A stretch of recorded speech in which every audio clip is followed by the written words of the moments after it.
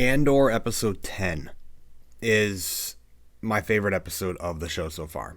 And it is because of just a few actors in this show, which is still not actually Diego Luna. It is still not Diego Luna that is honestly the star of his own show. But oh my god, I actually really enjoyed this episode of Andor, and I've been pretty bored through a lot of these episodes of Andor. I'm not gonna lie. Even the last two episodes I didn't even cover. They've been kind of fascinating, but we've literally watched this show progress so slowly. Like, we've been in this prison now for two episodes, kind of doing the same thing up until this episode.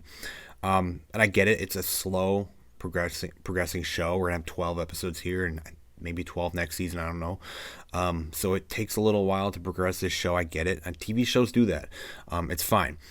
But I do have other issues besides the slowness of the show. Like, it just hasn't felt like Star Wars. And there's just the character of Cassian Andor himself, too, is just not that fascinating.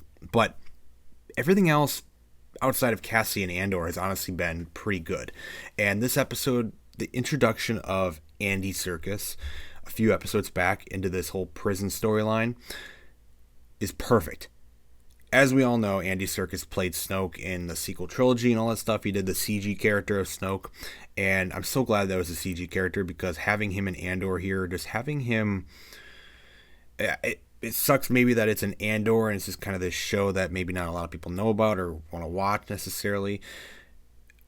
I love his performance in this. I think he is an incredible actor, and we just have some really incredible actors within this season of Andor here. We have the Stellan Skarsgård playing Luthen. We have now Andy Serkis playing Kino or something like that. The prison leader of the whole floor. He kind of leads all the teams to get their job done, and that's kind of his role. And he is just such an incredible actor. I'm just so glad we actually just get to actually have Andy Serkis in Star Wars rather than him playing a CG character, even though he does great on that as well. I think he did a great job as Snoke even though the story was utter garbage. I think he did a great job as Snoke, even with that CG character. He's just a really good actor, and I'm really glad to see him in this. It's really elevating the season for me, and this episode is incredible for him. But let's get to maybe some of the other storylines quickly here.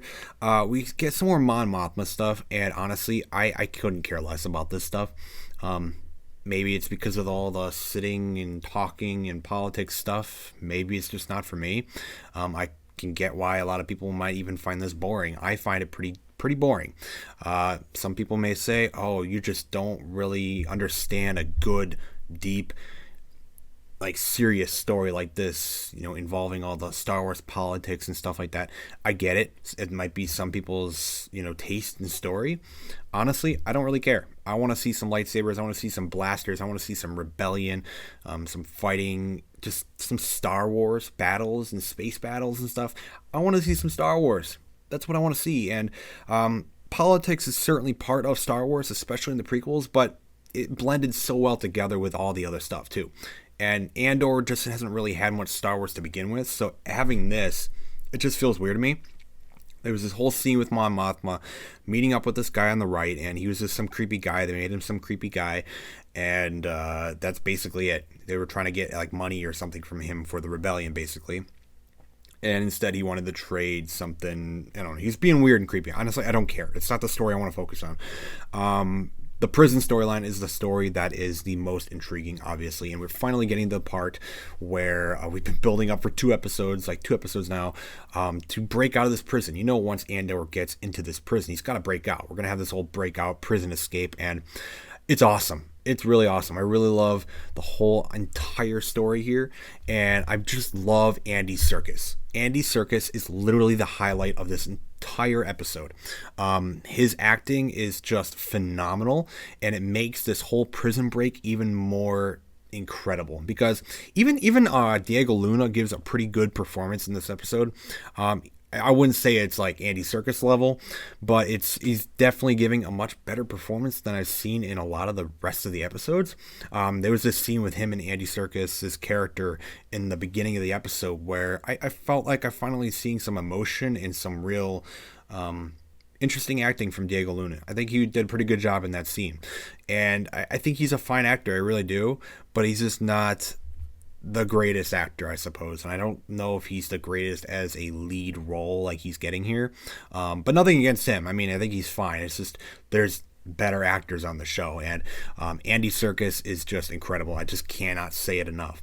But essentially, they wait to have a new man on the floor. So when they bring in a new guy, they have this whole thing where they put their hands up, their hands up like this, and they wait for the new guy to be brought down and everything like that. And the guards come in, and that's essentially their moment to snap and go after the guards and, knock down the little thing that they bring them down on and essentially start this whole revolt in the prison. And they're going to break out.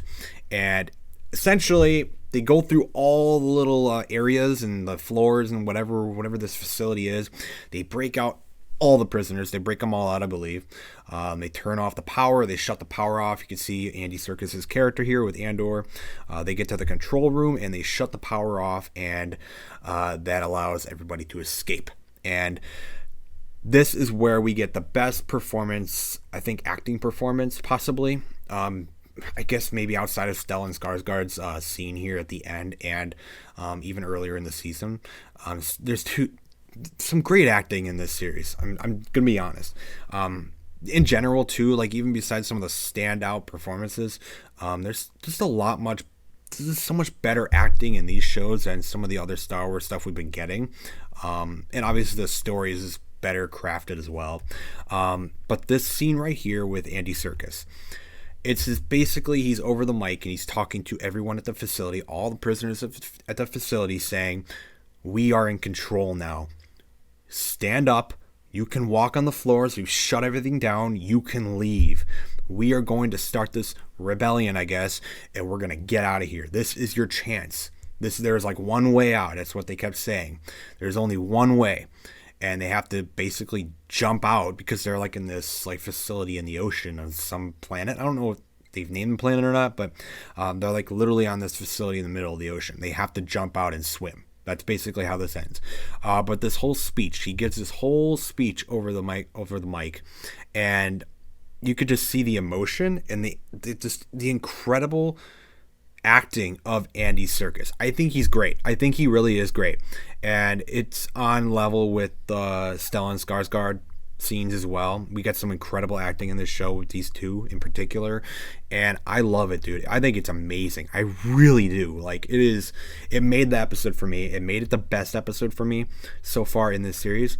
I don't think it's just because it's the most recent one. I just watched it. I think it is the best episode of the series so far. Then when all the prisoners are essentially breaking out, Andy Serkis' character mentions he can't swim. Of course he can't.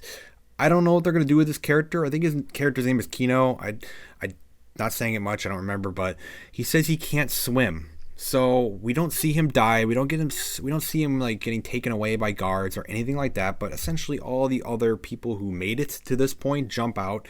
They start swimming, but we don't get to see what happens to Andy Serkis' character. So I'm thinking we're going to see him again. I don't think they would just leave it like that and not show us what happened, but I think we'll see him again, which is actually kind of exciting because I was worried they were going to kill him at the end of this episode because they got a bigger actor in there.